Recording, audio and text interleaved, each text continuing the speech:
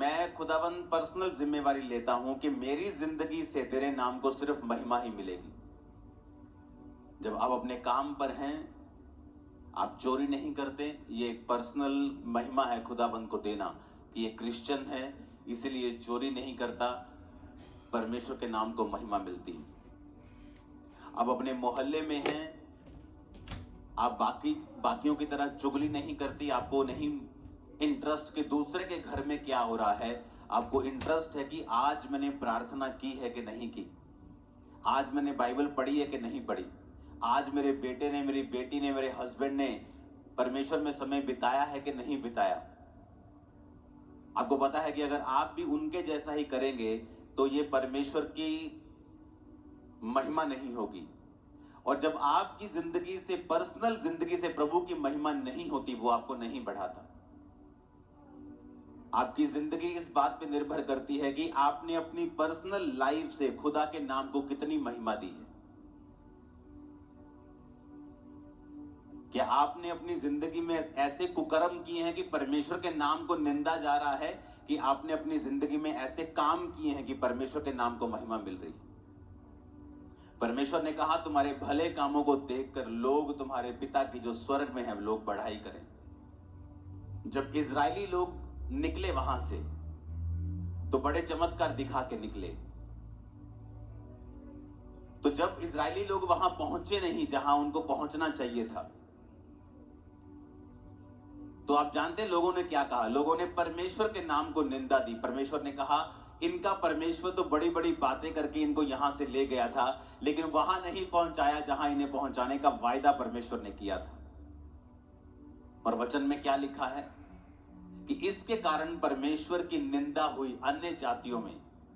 अन्य जातियों ने ये नहीं देखा कि अगर वो इजरायली नहीं पहुंचे कनान में तो उसका कारण, वो कारण नहीं ढूंढा उनको नहीं पता कि वो व्यभिचार के कारण नहीं पहुंचे, वो मूसा के खिलाफ कुड़कुड़ा के वहां नहीं पहुंचे, वो उन्होंने मूर्ति पूजा की इसलिए वहां, वो उन्होंने कुछ नहीं देखा। उन्होंने सिर्फ यही देखा कि ये वहां पर नहीं पहुंचे क्योंकि परमेश्वर ने पहुंचा नहीं पाया। और बाइबल कहती है अन्य जातियों ने परमेश्वर के नाम की निंदा की। आपके कारण अगर परमेश्वर के नाम को महिमा मिलेगी, परमेश्वर आपको पब्लिकली रिवॉर्ड करेगा और बढ़ाएगा। और अगर आपके कारण परमेश्वर के नाम को निंदा मिलेगी, अगर उसको महिमा मिलेगी वो आपको बढ़ाएगा, अगर उसको निंदा मिलेगी वो आपको बढ़ाएगा नहीं, वो आपको घटाएगा। और ये शुरुआत होती है छोटे लेवल से। जब आपको कोई नहीं देख रहा और फिर भी आप परमेश्वर में वफादार हैं, तो परमेश्वर आपको आगे लेके जाता है। उस चोरी को, उस व्यभिचार को कोई नहीं देख रहा, किसी को मालूम नहीं होगा, लेकिन परमेश्वर को मालूम होगा, जो बढ़ाने और घटाने वाला परमेश्वर है, जो ये कहता है मैं ही मरहम लगाता हूं, मैं ही घायल करता हूं, मैं ही पट्टी बांधता हूं, मैं ही मारता हूं, मैं ही जिलाता हूं। रोमियो 2 उसकी 24 आयत में आप स्क्रीन पर देखेंगे, सिर्फ नोट करेंगे और पढ़ेंगे घर जाके इसको। क्योंकि तुम्हारे कारण अन्य जातियों में परमेश्वर के नाम की निंदा की जाती है। इसमें परमेश्वर कंप्लेंट करता है कि तुम्हारे कारण, परमेश्वर ने ये नहीं कहा मेरे कारण या शैतान के कारण कि शैतान कर रहा है, परमेश्वर ने कहा नहीं, तुम्हारे कारण परमेश्वर की निंदा की जाती है अन्य जातियों में। वचन में लिखा है, जब आप न्यायियों 6 उसकी 1 से 6 आयत पढ़ते हैं, तब इजराइलियों ने यहोवा की दृष्टि में बुरा किया, इसलिए यहोवा ने उन्हें मिधानियों के वश में 7 वर्ष तक रखा और मिधानी इजराइलियों पर प्रबल हो गए। और मिधानियों के डर के मारे इजराइलियों ने पहाड़ों के गहरे खड्डों और गुफाओं और किलों में अपने निवास बना लिए। जब जब इजरायली बीज बोते तब तक मिधानी, अमालेकी और पूर्वी लोग चढ़ाई करके सब कुछ खत्म कर देते थे।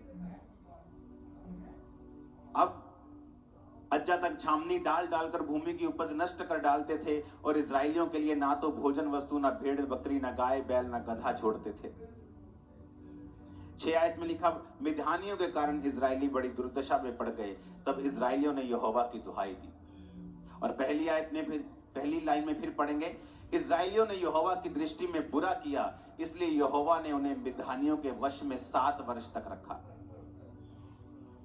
अब यहां शैतान प्रबल नहीं हुआ उनके ऊपर, यहां कहीं नहीं लिखा कि शैतान ने उनको अपने वश में कर लिया। परमेश्वर ने कहा वो परमेश्वर से मुड़ गए और इजरायलियों ने पाप किया, इसलिए परमेश्वर ने उन्हें मिथानियों के यानी उनके दुश्मन के वश में 7 वर्ष तक रखा। इसलिए नहीं कि शैतान भारी था, मैं आपको बताना चाहता हूं कि जब आप मौका देंगे शैतान को, अन्य जातियां खुश होंगी।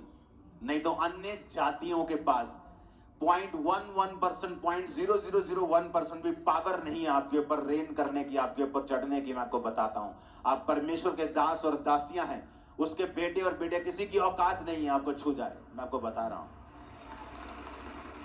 लेकिन वचन कहता है तुमने शैतान को मौका दिया, तुमने वो किया जो बाइबल के खिलाफ था। और बाइबल कहती है इसके कारण अन्य जातियों ने परमेश्वर के नाम की निंदा की। उन्होंने ये नहीं कहा ये व्यक्ति बुरा है, उन्होंने कहा नहीं, पूरी क्रिश्चियनिटी बुरी है। और जब आप परमेश्वर के नाम को नीचा करेंगे, परमेश्वर आपको और नीचा करेगा।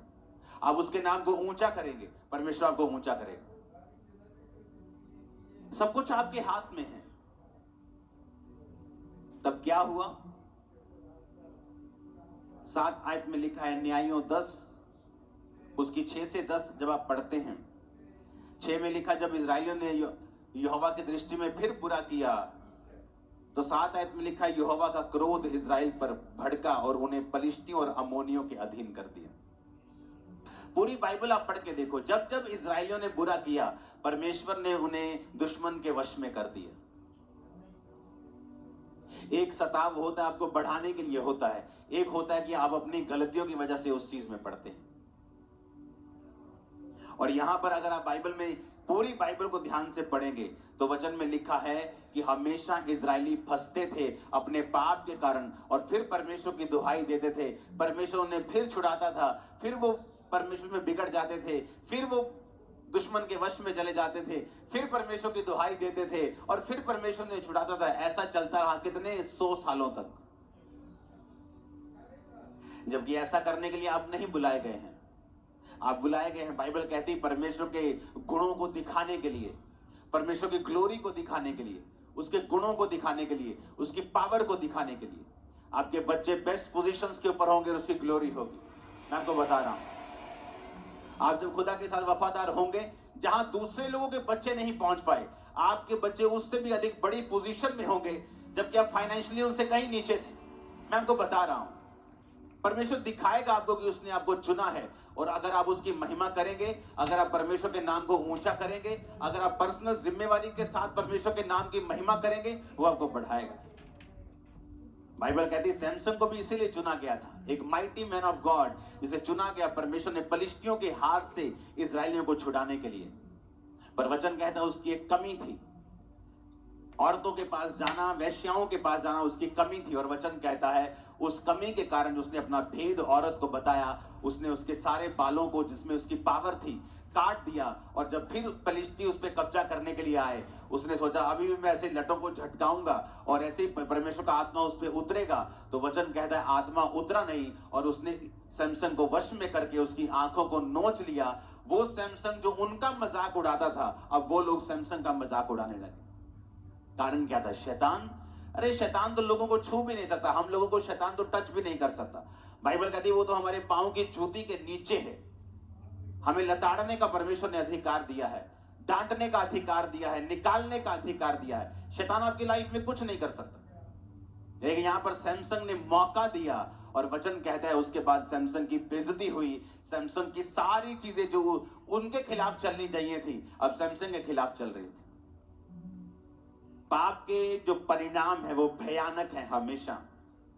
इसलिए कलीसिया को बताया जाता है, उस समय कलीसिया को गुस्सा लगता है, लोगों को गुस्सा लगता है, लेकिन उनको बताया जाता है कि जो तुम कर रहे हो इसका परिणाम भयानक है, इसका परिणाम अच्छा नहीं है।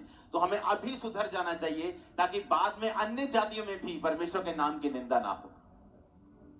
लास्ट अगस्त जो निकला, मेरे 20 साल परमेश्वर में पूरे हुए, और एक बात मैं अपनी आत्मा में मैं जानता था कि मेरा एक सेकंड साइकिल अब शुरू होगा। जिस तरह से पहले साल 2004 में हुआ था, उसी तरह की कुछ ऐसी चीजों को मैं फेस कर रहा था 2024 के अगस्त से। मुझे मालूम था कि ये शारीरिक नहीं है, ये स्पिरिचुअल है। मुझे मालूम था कि ये वही फाइट शैतान मुझे देने की कोशिश कर रहा है जो मुझे 2004 में फील होती थी। मैं पहले वाले स्थान में चला गया, 2004 वाले स्थान में, जब चारों ओर फाइट थी। लेकिन मैं आपको बता रहा हूं, उन दिनों में प्रार्थना से, फास्टिंग से, फिर वही चीजें, फिर वही प्रार्थना, फिर उसी तरह, मैं नहीं जानता अपनी लाइफ में 2004 में जब मैं परमेश्वर में आया और जब मैं परमेश्वर की प्रेजेंस में जाता था तो मेरे हमेशा आंसू निकलते थे, हमेशा। अगर मैं परमेश्वर की प्रेजेंस में 10 बार जा रहा हूं तो 10 बार मेरे आंसू निकलते थे। वो मेरी लाइफ की सिचुएशन ऐसी थी। और वही चीज मैंने महसूस की 2024 में, कि जब भी मैं परमेश्वर की प्रेजेंस में जा रहा हूं, मैं अजीब तरीके के साथ परमेश्वर के सामने दुहाई दे रहा हूं। लेकिन खुदाबंद जब आपको ऐसी परीक्षाओं में डालता है, वो एक्चुअली आपको बढ़ाने के लिए होती है। जब मैं इस बार वापसी आ रहा था मेलबर्न से दिल्ली की फ्लाइट में, तो मुझे नींद नहीं आ रही थी। मुझे मालूम था मुझे नींद नहीं आएगी। ये 12 घंटे की फ्लाइट में मैं 9 घंटे प्रेयर में था।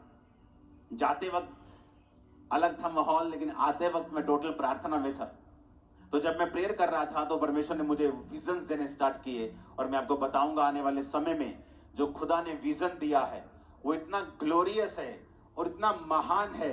और इस चर्च को, इस सेवकाई को, और इस विजन को और इस मिशन को परमेश्वर वहां जाके खड़ा कर देगा जहां पर बड़े बड़े मिशंस को आप देखते हो, उनकी कैटेगरी में परमेश्वर हमें खड़ा करने वाला है। मैं आपको बता रहा हूं, क्योंकि वो चीजें मैंने निकाल ली, वो समय मैंने निकाल लिया प्रार्थना में, उपवास में, आंसुओं के साथ प्रार्थना करते हुए।